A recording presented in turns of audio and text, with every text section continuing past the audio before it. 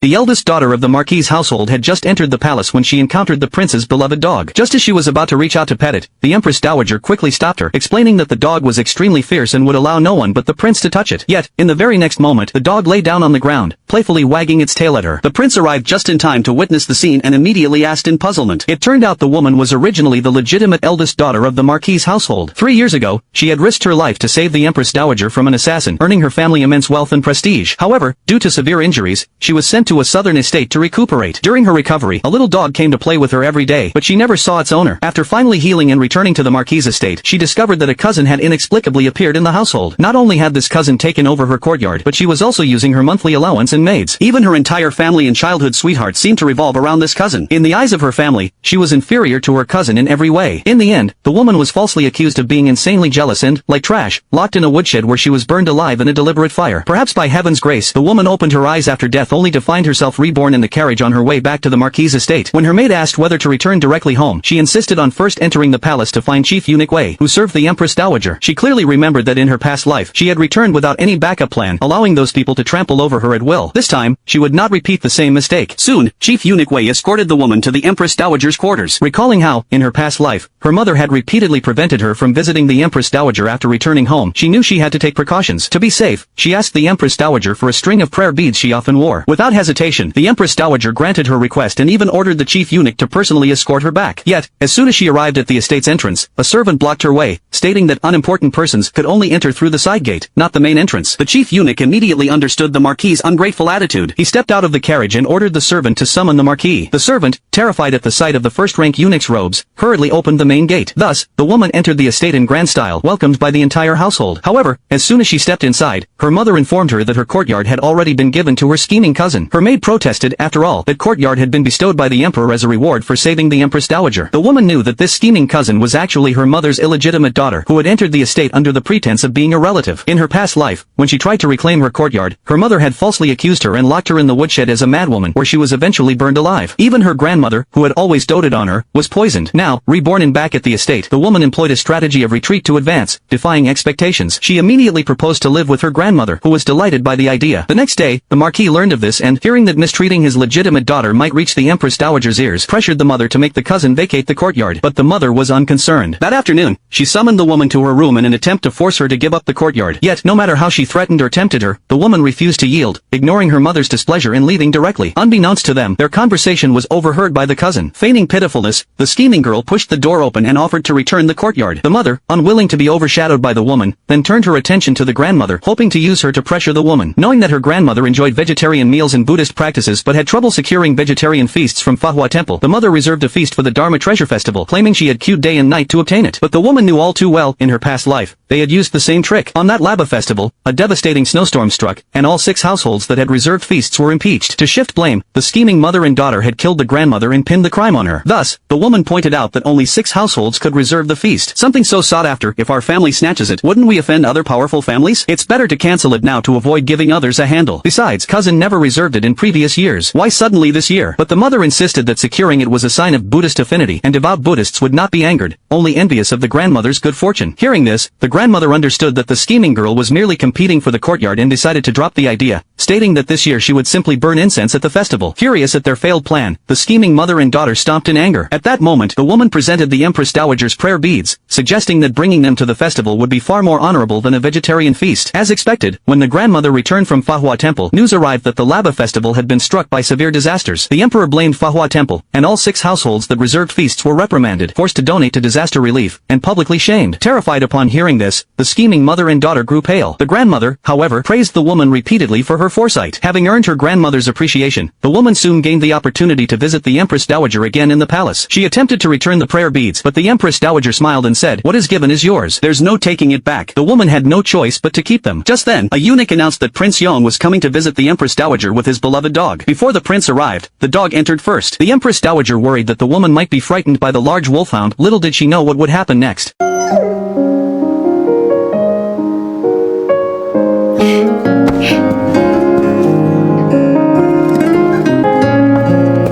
你用了什么法子，能让本王的大将军亲近于你？